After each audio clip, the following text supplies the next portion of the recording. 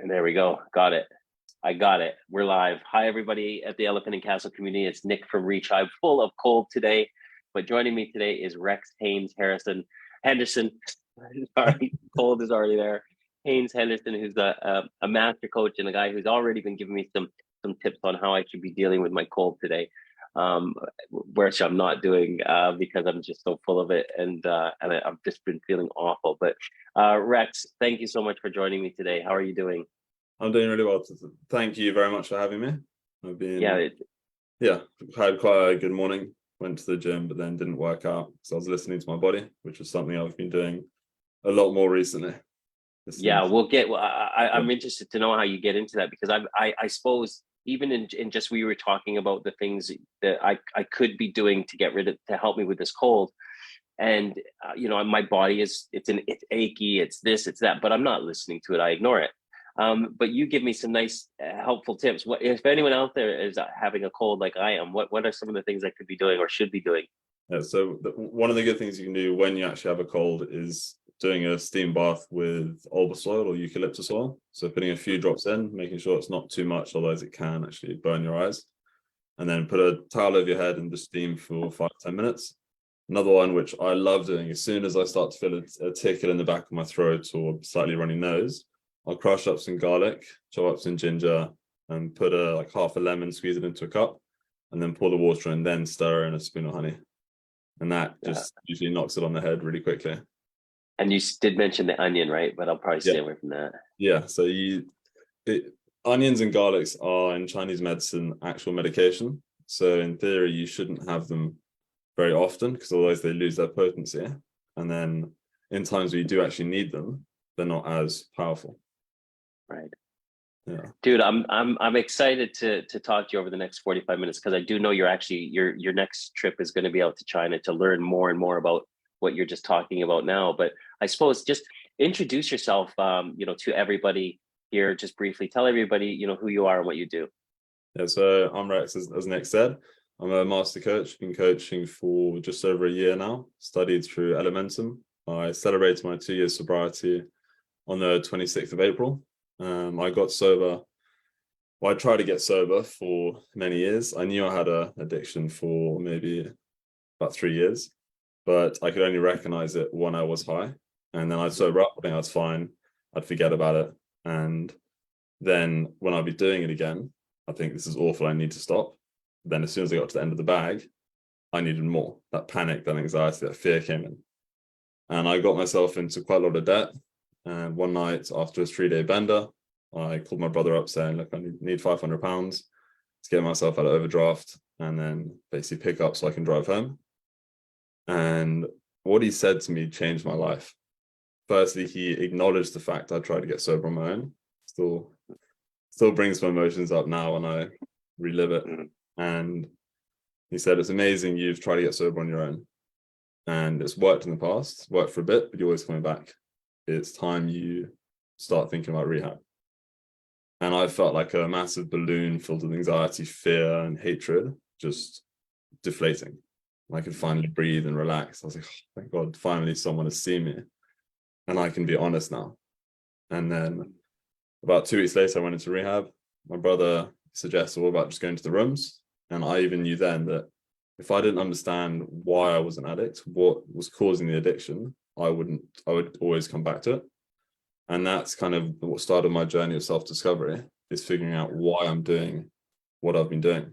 And since then, I've battled other addictions like food, porn, video games. I've handled all of them. I've realized, okay, all the underlying needs I can meet in other ways. Like my addiction to alcohol and cocaine were to feel part of the group and to connection and to feel seen. Porn was intimacy, and I wanted that kind of lift. Food, similar thing, I wanted something sweet. And all these things have amazing underlying needs that I didn't even know was there because I couldn't see them. And now that's what I do with other people, is figure out what's beneath the surface level need and how can they meet that, understand it in a better way.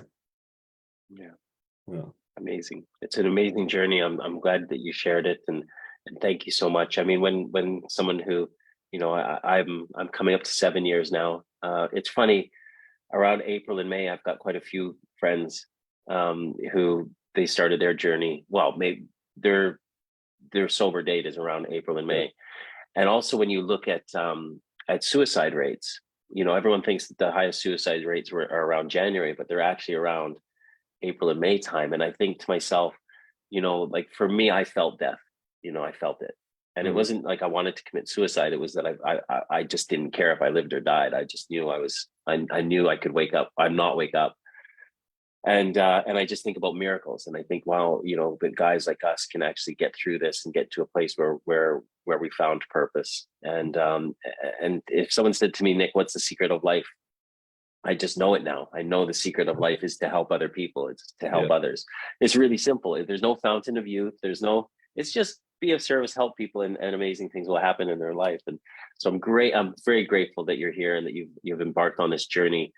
And again, so many people who would identify with the fact that they are using substances, alcohol use or drug use, and to get to the point where they become dependent on it. They always think it's the alcohol and the drug that's the problem. And when you say, hey, have you ever thought about it? That's the solution. And there's something that needs to be healed. And then a light comes on. And I have a theory too, which we'll get into a little bit later, about why guys like you and me can't take mind altering substances. And it's something that I actually want to write a book about. But we'll talk about that later. And but maybe tell, like, so where was that journey for you to find the thing that needed to heal? I suppose, like, did you know while you were using? Was it some realization when you were sober? I think it was. So I had no idea what was happening inside of me. I had no connection with my body at all whilst I was using. It was only after I told my parents, my family, that I was addicted to cocaine. They knew I'd used it in the past, but no, they wasn't aware that I was continually using it. It was only in those 2 weeks that I really honed into the fact I need to understand why I am this way in order to change. That's kind of where the awareness came from. And then I came out of rehab and did about maybe 6 months, and then kind of had to start leaving the rooms because I wasn't continuing to understand. I wasn't learning any more about myself. I felt like I was just plateauing, and that was building up a lot of frustration. So I started listening to podcasts and trying to find new ways to understand myself even more. My journey was it was one where it really, I don't know, it really twigged on me. I didn't even really realize it, that I grew up in a scary household. And I didn't really realize that my journey in alcohol use and alcoholism started when I was like 5 or 6 or 7 years old. And I had I obviously I didn't use alcohol, but the whole idea of, what alcoholism really is, and that alcohol is just a byproduct or it's just an indicator of a problem. That I grew up in a scary household, like it's so loving at times. I mean, my mom and dad did the best they could, but when my dad drank, it was really scary. So inside of me was this core scared child. And I developed these coping mechanisms, like, you call them in 12-step recovery defects of character. But when you're 8, I think it's a coping mechanism that you become a thief and a liar and a fantasizer and a manipulator. And I realize now in this journey that I did it all because I was just, when you said the reasons, or how it made you feel when you took cocaine, which was like community, it was connection, it was a sense of belonging. And I never had that. Even playing team sports, I always felt like the odd one out. Although I did get a sense of connection, it wasn't to the fullest, I believe, that it could be. So it was when I was 28 years old that I started to use alcohol, because I felt like a fraud and an imposter. And all of a sudden now I took this alcohol and this drug, and all of a sudden I felt like I was connected. And then I had the largest bereavement in my life at that time, which was a breakup. And I remember going back to my flat in Chiswick, and she'd left the flat, and I dropped to my knees crying. And then I took a drink, and my tears dried up, and my brain twigged. I was like, oh, alcohol solves problems. It takes pain away. And then I went on that from the ages of about 30 to 45, this journey of knowing I wanted to have help, but not having the language to ask for help. And I think that's another miracle that happened with you and your brother, is you were like, almost presented this safe space to say, help me. Yeah, that is definitely it, the language, not knowing how to ask for it because there's so much shame and guilt. And yeah, you feel, because you tried it before, but you don't know how to articulate and ask for help because you feel they're going to judge you, they're going to shame you, they make you feel guilty, all the rest of it. And so you hide it and hold it in. And yeah, I think that is very powerful once you can actually start to kind of recognize it. And and also I actually want to speak to how my journey started as well when I was around 6. I always felt like I wasn't part of my family. From the outside looking in, it all looked amazing. Went on beautiful holidays, nice home, loving parents. They're always there for us, but I always felt like an imposter, like I didn't belong. So I went to food, and then it progressed on. And what I learned last year is that addiction is basically stems from suppressed emotions. So you often start with food because it's suppressed, but it holds it all down. Then it stops to work, progress on to smoking or drinking. Once that stops to hold it all down, so you're basically holding this big beach ball. Once your arms start to shake, you need something stronger to hold it down. So you progress on to more drinking, maybe liquor, then drugs, and you keep going up and up and up to try and hold this down. In reality, you need someone just to come along and poke a pin, let some air out. And that is what my brother did. Poked a pin and just allowed him to finally breathe and relax.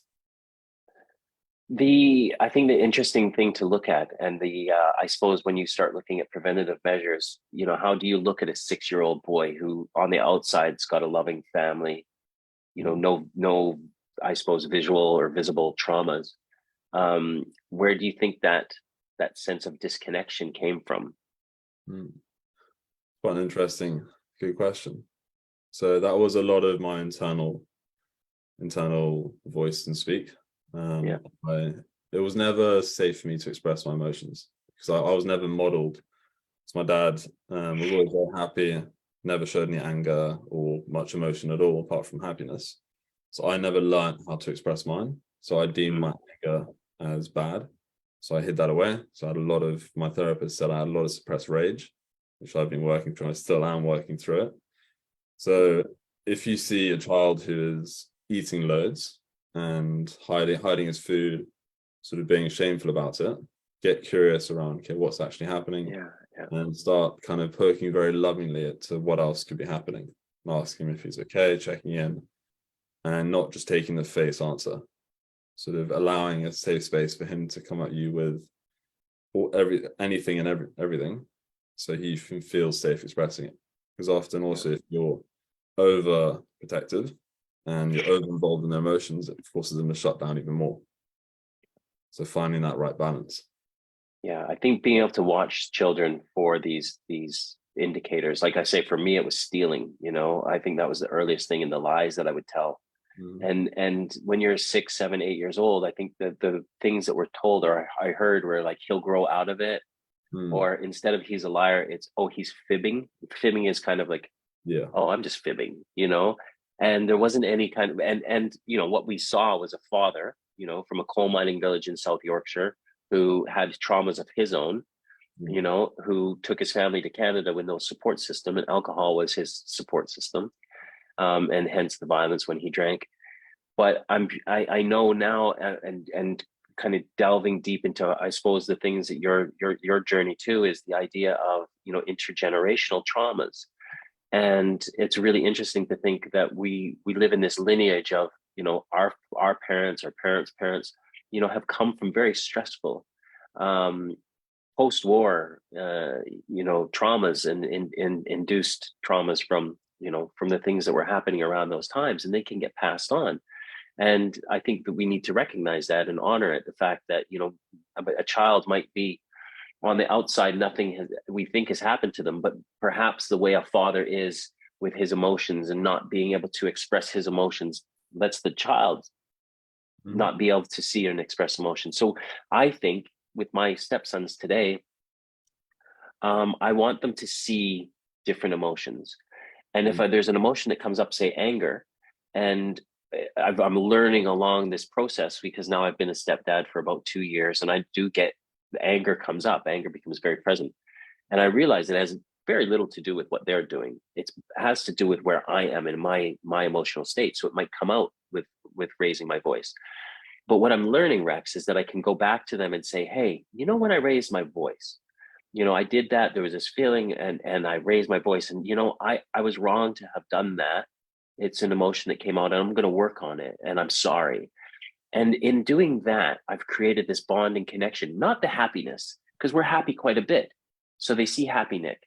But it's when Nick's tired. Now I'm talking to myself in third person. When I'm tired, I'll go and have a nap. Yeah. Guys, I'm going to just go have a nap.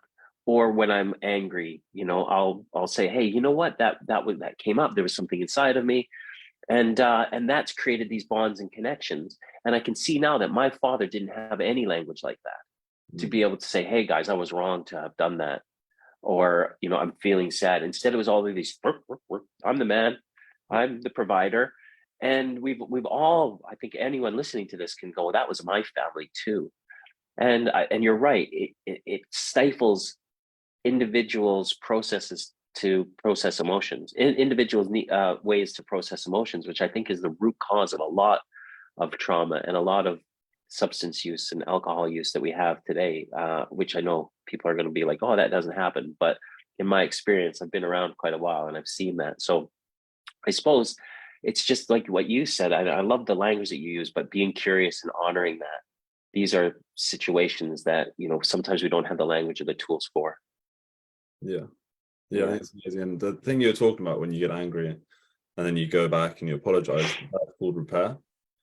And that is an incredible skill to have because it allows the kids to feel safe and they know that you can come back and you're constantly repairing that relationship. So you'll be creating a secure attachment style because there are 4 types of attachment styles. Secure, which you ideally want, means you're confident in yourself, okay with your emotions, you can talk to pretty much anyone and everyone. And there's anxious ambivalent, means you kind of hide away, you think people are going to leave you, so you grasp on, you hold on, and you feel too much. Avoidant, you basically shy away from any conflict, you run away. This is one I still engage in. And you can hide. And then chaos basically just means you grow up in a very unsafe environment and you think everything is gonna kill you. Yeah. And I also love the part when you get angry, you repair that to show them that it's okay to be angry and it is natural. And there's one thing that one of my masters, Alexi Panos, says when her 4 children, when they get angry, they say your emotions are okay, but your behavior is not. And they really hone on that. What you're feeling now is okay, but the way you're behaving is not. I like that. You need to do an anger burn or a temper tantrum, and they can just clear some space and massive tap on the floor, and they get up and they're fine. Just trying to balance that energy. So your emotions are okay, but the way you're handling it is where you're behaving. The way you're behaving. Yeah, I like that. You're gonna have to text it to me. I don't have a pen next to me, but I like that. And I think this is the thing, Rex. I know we're getting into children and family all of a sudden, but I think parents all of a sudden become parents, and the lineage and the way we've evolved has changed a lot in the last couple of 100 years. When you think that we've been around, this body that we're in, this species is tens of thousands, if not hundreds of thousands of years of evolution to get to where we are. And there was a different way that children were raised. They were raised by a tribe, they were raised by a village, they were raised by people, by touching and learning and failing and learning and breaking, and we have become so far away from that, with our education system, with the fact that parents now, there's a lot of families that are not traditional families, I suppose, the way you'd want to say it. But I think I've talked about this before, but there was a doctor, and I think his name is actually Dr. Spock. And I know people are like, the Trekkies are going to go weird, but he wrote a book, I think in the 60s or 70s, about parenting. And it was like, get the child off the breast, get the child in a crib, let the child cry themselves to sleep at night. This is real detachment to, and you kind of, even in your heart, even if you're not a parent, you're like, that just doesn't sound right. But yet you look at how we raise children today, and they're put in a crib, they're put in a box at night with, and I know people are giving loving lights and things, but it's just different than going to sleep with a bunch of people around you where you would feel safe.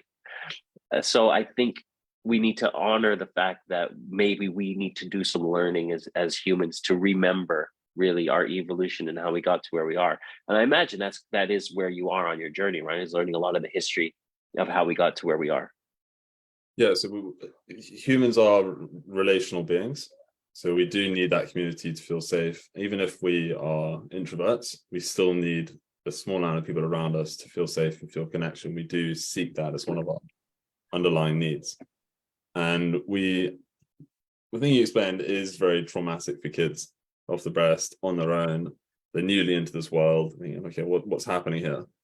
All on their own, like, okay, this is dark, scary room, what's happening? That can be very traumatizing. It may not show up for a few years' time.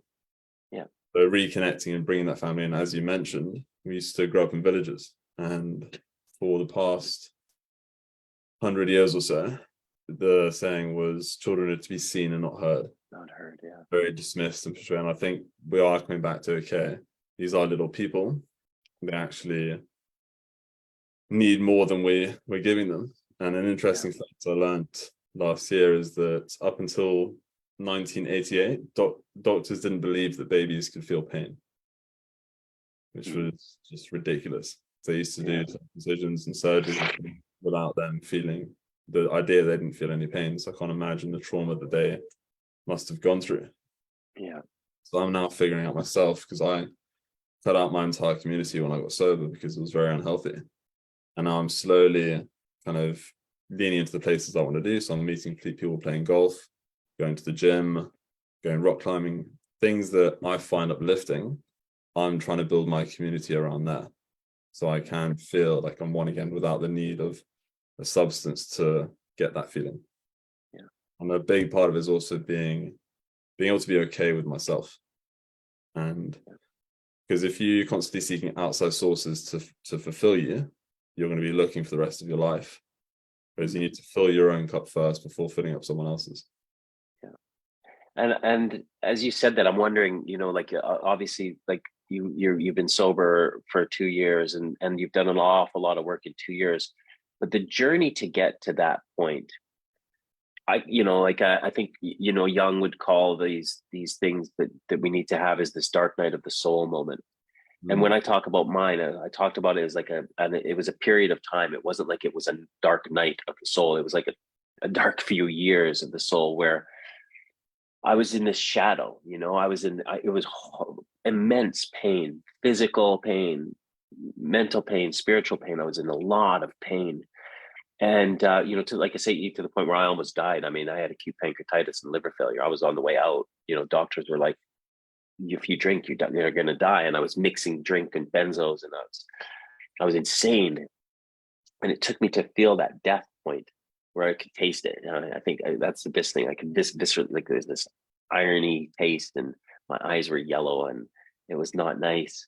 But I think I needed to live that dark night of the soul. That gave me so much language of pain and experience that when I'm working with another fellow or they can recognize that. So this might be hard for you, but what was that pain like for you, up until that point where your brother helped you, prick that balloon? What were the months or years of how did you feel that? What did it feel like?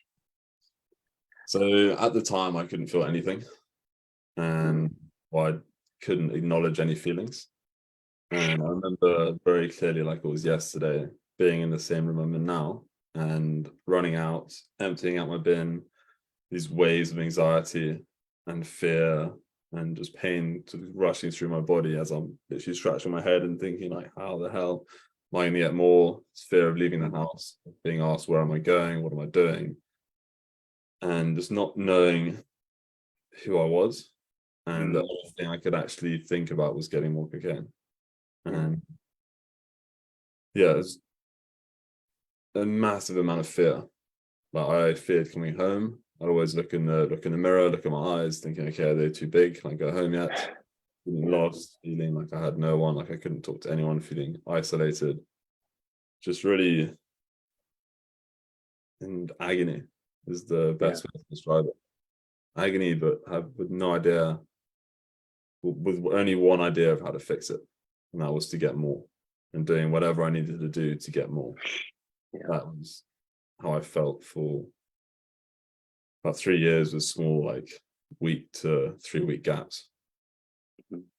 Yeah, it's something I suppose unless you've been there, it's really hard for some people to relate to. But I've been there, and they say what does it?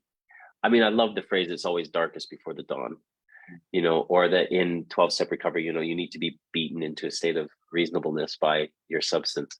I certainly was beaten, and I think, and it's really interesting to think about, what 12-step recovery is about. I think that Carl Jung described it as like, or it was Bill or Carl. I think they wrote a letter back and forth to each other.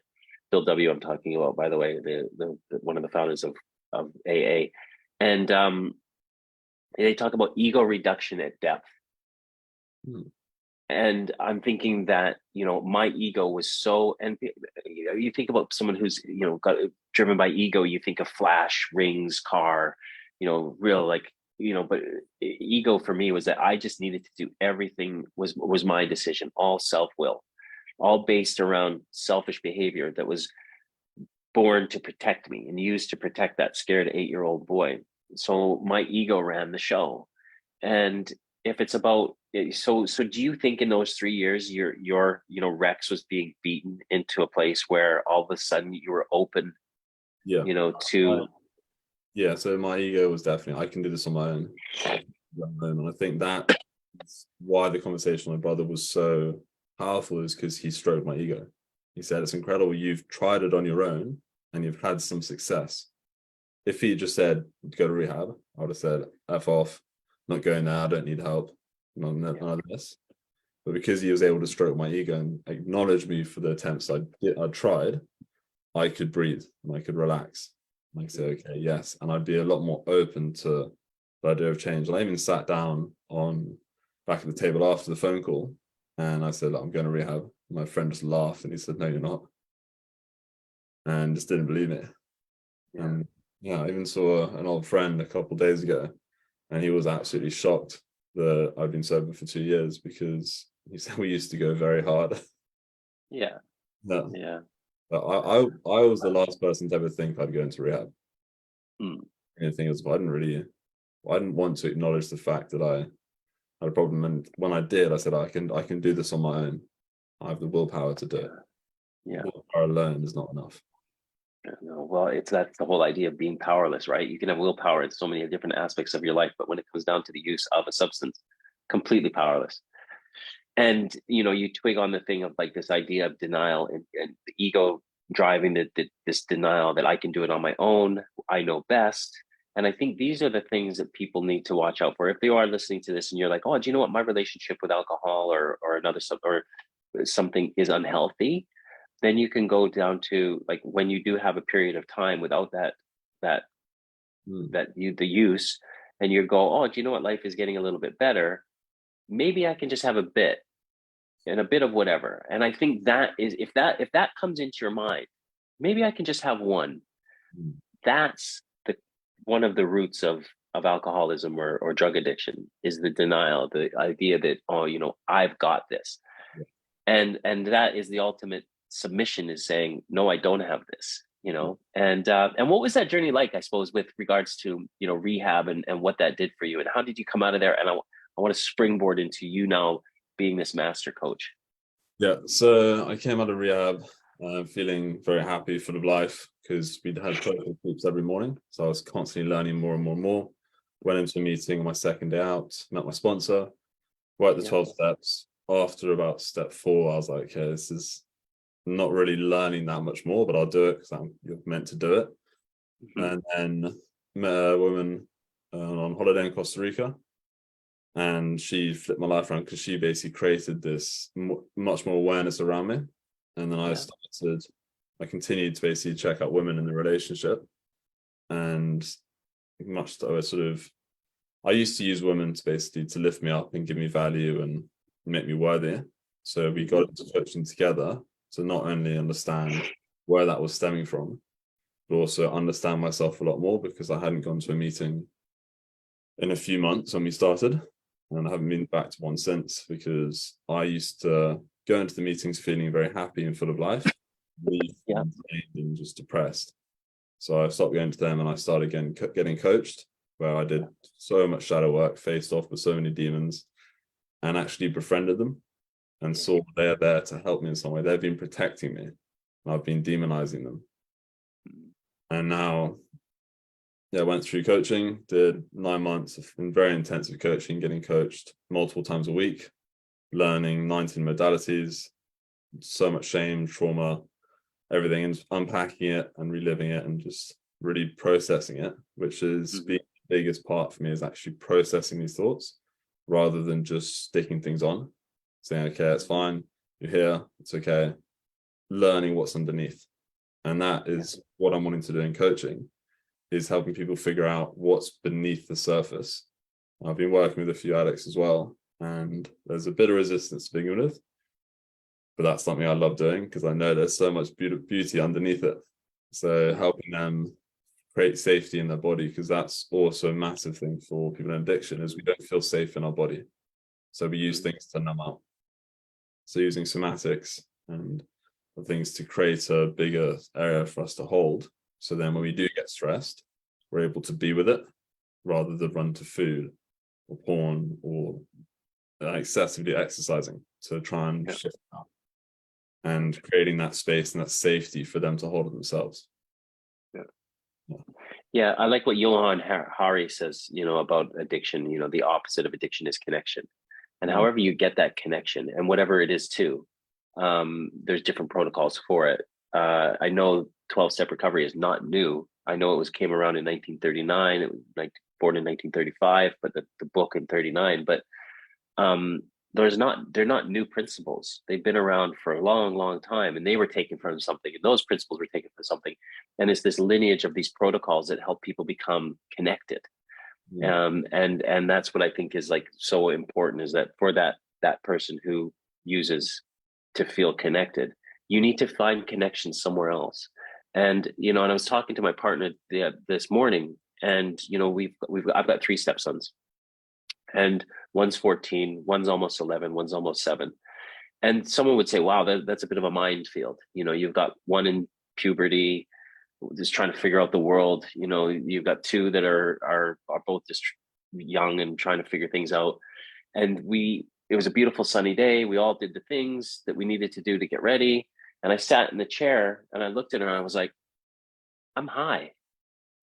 And she's like, what? I was like, I get this feeling of, I could cry right now, Rex, thinking about it, of connection with these 3 young men, right? These 3 young boys.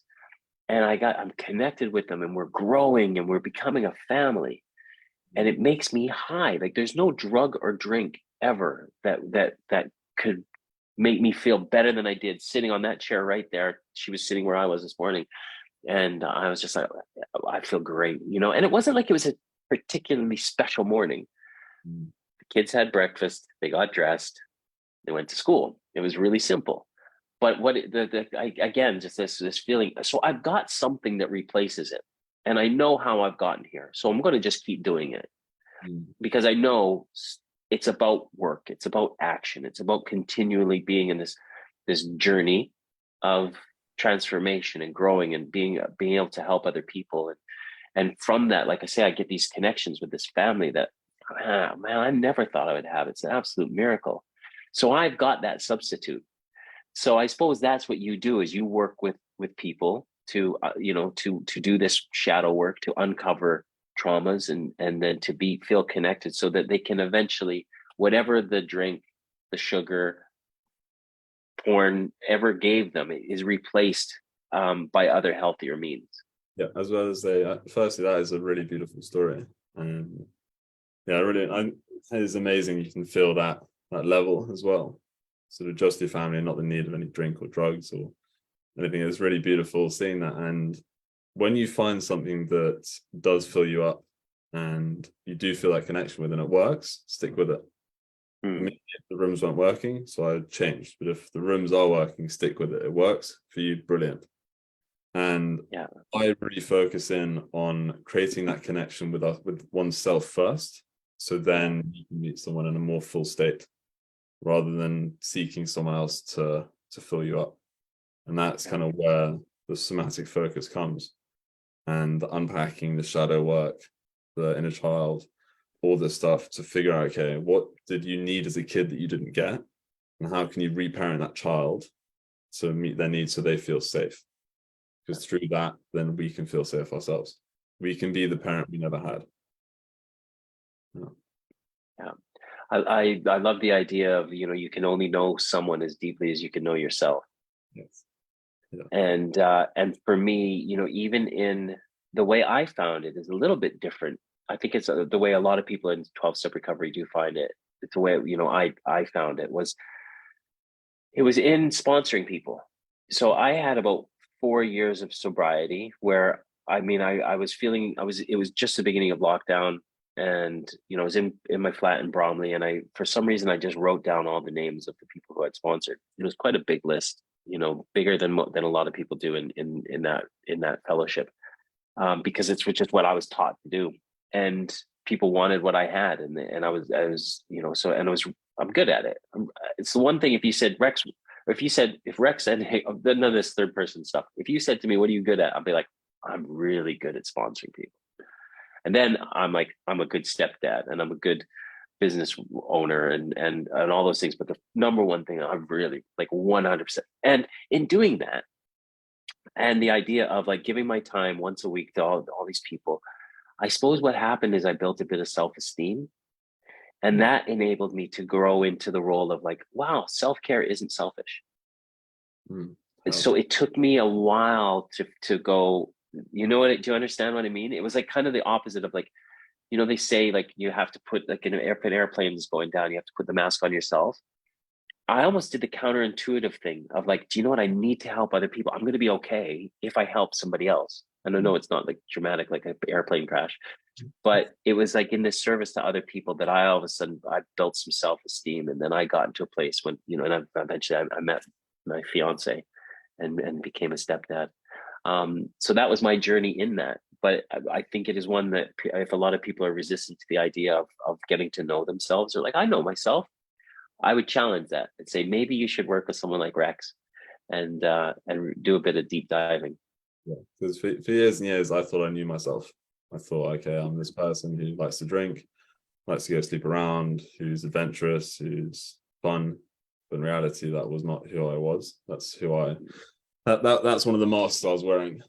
I was showing up as that person because that's what I thought everyone wanted to see, or who I needed to be in order to be liked, instead of actually knowing who I am. And really love that you acknowledge self-care is so important, because if we're not looking after ourselves, firstly, it's detrimental to our own health, and also we're actually robbing people of experiencing us. So if we show up to someone tired and not really engaging, they're not going to have as much fun as if we were really happy and full of life. So it's better to see someone one time in 3 weeks than 20 times in 3 weeks and show up tired and exhausted, because they'll get more of you in that one time than they will in those 20 other times.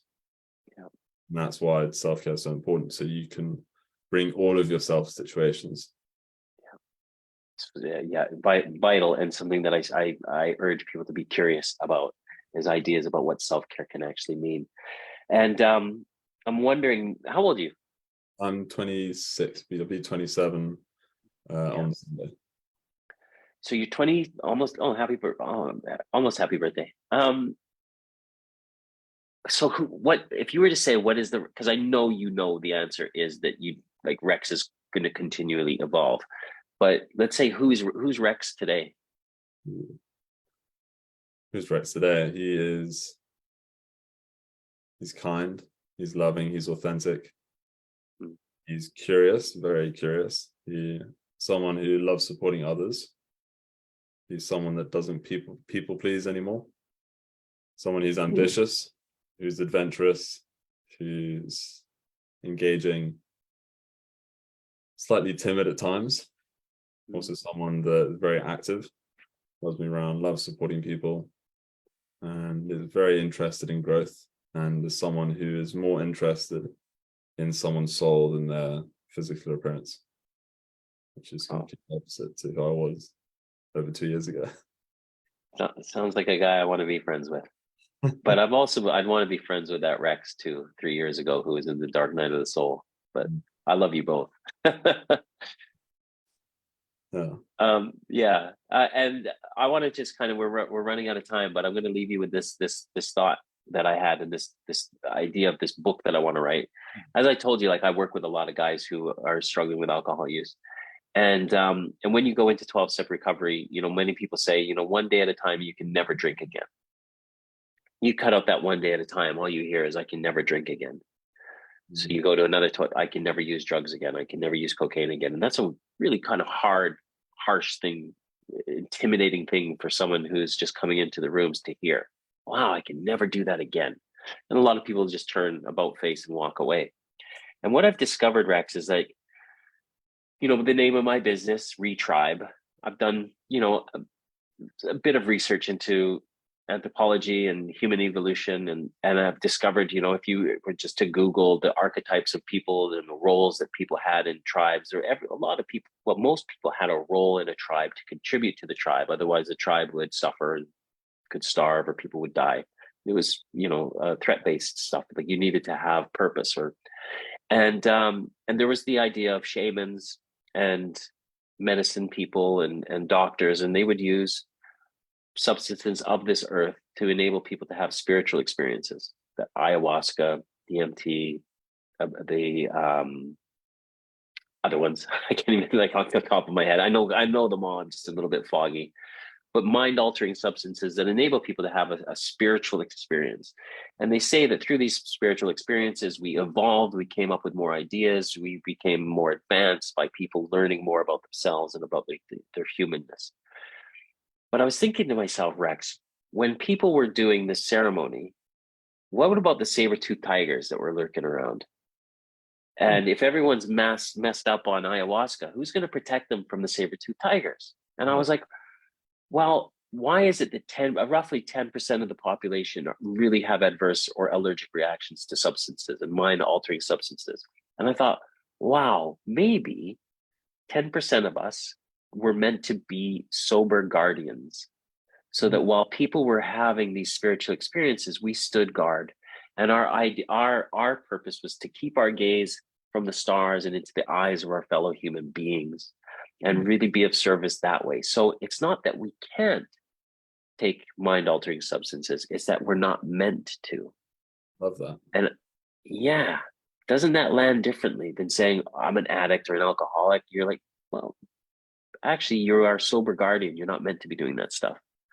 And then that drives and fulfills a purpose where people can find a new path, and where they can find the joy and the way that I find joy without mind-altering substances, because it was far superior than any would ever give me. What do you think of that? Yeah, it's an incredible idea. And what came to mind is a trip sitter. So even when you're taking mushrooms and you're doing all these psychedelic drugs, it's suggested you have someone there who's sober to basically trip and watch you, so you don't walk into the road or do anything too stupid. And I love the way you analyze that, about, especially with the numbers as well, about the 10% of society who can't take these substances, and reframing it in a way that, okay, we're there to protect and guard and look after everyone. Yeah. And that's a really beautiful reframe, especially for people in early recovery. Yeah.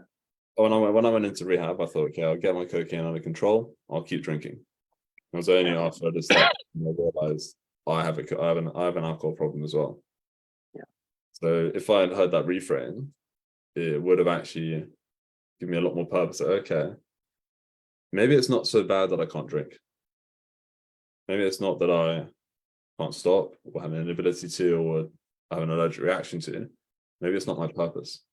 Yeah. And giving someone so early in their recovery journey a purpose is huge, because at the beginning you're kind of wading through waist-high mud. Like, okay, one step at a time, how do I get there? Can't see the end in sight. Whereas if you dangle the carrot in front of them saying, this is your purpose, keep walking towards it, it will make their journey so much more meaningful and enjoyable. There you go. I'm going to write a book. Yeah, I think that'll be amazing. Yeah. Looking forward to reading it. I've started. It's now just about kind of keeping going. So I will keep going. And just as we run out of time, I suppose just give people an idea what your trip to China is going to be like. Yeah. So in the next year or so, I'm going to go off to China to study martial arts with the Shaolin monks. I'll be learning Tai Chi, Qigong, Kung Fu, two other martial arts I can't remember the name of. And I also have the opportunity to study acupuncture and massage. Wow. Yeah, which, because I also heard in my human design, I have very strong power in my hands. So I'm looking forward to using them and incorporating them into my practice. Amazing. You're a very inspirational, great guy. You know, I'm really glad that we had this time to get to know each other over this call, and I'm sure that our paths are going to be crossing in the future. I'd love to be able to meet up with you in a coffee for a coffee. So if you get into town, let me know, and let's have a face to face. That'd be amazing. I'd love to meet you in person. And Yeah, looking forward to it. beautiful. How can people get in touch with you if they're interested in learning more about your coaching? Either through Facebook or Instagram. My not hashtag, my name. And do you know what? The best thing to do is put them in the Facebook feed. Okay. So send them to me and I'll put them in the Facebook feed. And folks, if you need to get in touch with Rex, I'll put his Instagram and Facebook links in the feed. Oh, perfect. That'd be much easier.